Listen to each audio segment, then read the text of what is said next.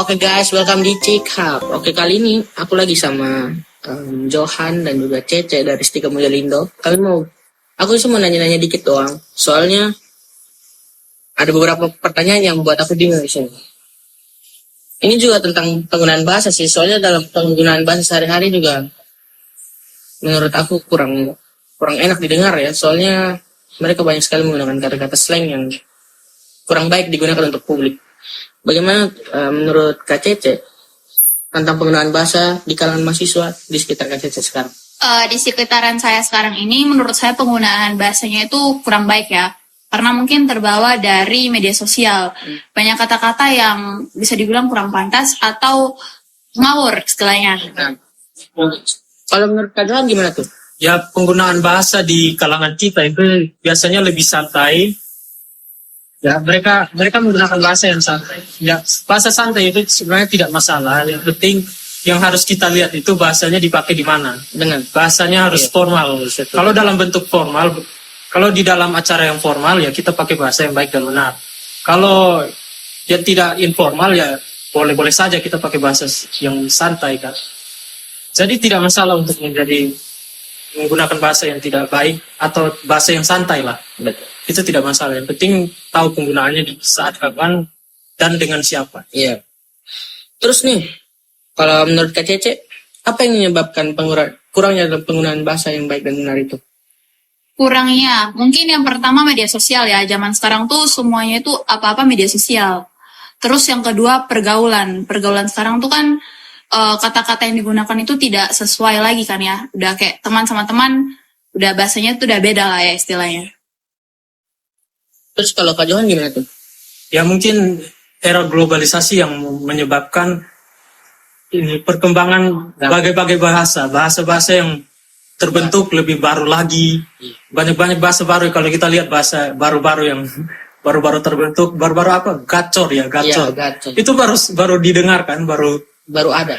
ada setelah Gen Z mungkin ya. Iya. Jadi bahasa-bahasa baru akan terus tercipta karena seiring bergerak perkembangan sekarang era globalisasi. Ya. Nah, tapi itu juga harus dibarengi dengan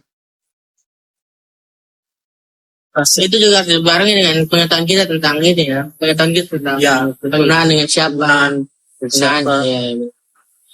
Terus itu kan tadi memang banyak bahasa yang didapatkan dari media sosial. Terus gimana tuh menurut Kak Johan dan Kak Cece tentang media sosial yang membawa pengaruh kepada cara kita berkomunikasi? Ya media sosial sangat berpengaruh pasti karena orang-orang kalau melihat meme mereka pasti merasa senang dengan itu karena mereka membawakan ke dalam kehidupan mereka sehari-hari. Nah, itu sebenarnya tidak masalah untuk kita untuk happy untuk santai-santai di situ tidak masalah karena ya tidak masalah saja kan. Iya. Tapi kalau yang penting kita melihat bahasanya kembali lagi kita lihat dengan bahasanya siapa kita berusaha. Kalau Kak Cece? So, penempatan sih lebih tepatnya.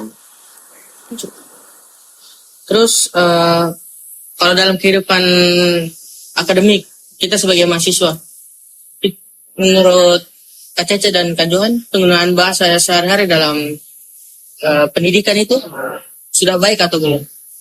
Penggunaan bahasa sehari-hari dalam pendidikan. Penggunaan bahasa sehari-hari dalam bidang akademik lah kita. Saat kita dalam kelas, saat kita berbicara dengan dosen itu. Ya banyak yang masih kurang. Contohnya yang orang yang biasanya via lewat WA biasa itu. Biasanya ada yang pakai ping-ping atau apa. Nah itu seharusnya kan tidak sopan gitu kan. Betul. Harusnya mereka bicara dengan baik. Selamat pagi Pak, izin mempertanya, kami mengganggu waktunya sedikit. Nah harusnya mereka menggunakan bahasa yang lebih baik lagi. Kalau ping-ping itu saya tidak tahu itu datang dari mana, tetapi kayaknya itu datang dari BBM ya. Waktu itu kan message. Kalau Kak Cece? Ya hampir sama karena sekarang kan ada yang merasa mereka dekat sama dosen. Penggunaan katanya itu udah kayak kawan lah istilahnya, kayak lebih friendly lah istilahnya, kayak langsung Pak ini bagaimana tugasnya, gak ada sopan santunnya lagi gitu. Iya. Terus kan tadi kita udah bahas dari kehidupan sehari-hari, kehidupan dalam kampus. Sekarang nih, menurut Kak Cece dan Kak Johan itu penggunaan bahasa yang baik dan benar itu masih penting nggak sih dalam era digital ini? Tentunya sangat penting. Kenapa? Karena ketika kita ingin berkomunikasi dengan satu yang lain atau kita ingin menjadi pejabat misalnya, kita dipercayakan untuk menjadi pejabat, tentunya kita harus tahu apa yang harus kita bicarakan supaya tidak keliru, tidak terjadi kekeliruan. Orang salah tanggap dalam kita berkomunikasi misalnya. Kita tidak miskomunikasi misalnya. Miskomunikasi itu yang sangat membuat berita hoax, dapat menyebarkan berita hoax. Berarti kita ingin bicara lain tetapi orang lain tanggapi lain karena bahasa kita tidak baik dan benar. Jadi itu sangat penting supaya apa? Supaya orang-orang tidak gampang salah mengerti dalam bahasa. Terus kalau menurut kalian sih? Menurut saya juga sangat penting karena penggunaan bahasa itu terkadang kalau kita salah penggunaannya, terkadang bisa menyebabkan konflik. Kadang orang bisa jadi tersinggung atau segala macamnya gitu. Jadi untuk menghindari misinformasi, miskomunikasi itu memang bahasa yang baik dan benar itu sangat penting ya. Karena memang zaman sekarang pun saat kita berbicara kasar, kita bisa mengartikannya dalam dua arti. Kita dalam mengartikan kaget atau kita mengumpat itu kan sudah tidak bisa kita tidak bisa kita sensor lagi, tidak bisa kita atur lagi. Bagaimana orang berpikir atau menanggapi tentang apa yang kita ucapkan. Jadi penggunaan bahasa yang baik dan benar itu juga sangat penting di era digital. Oke, itu aja sih, cukup. Ya, makasih ya. Siap. Atas pendapat Kak.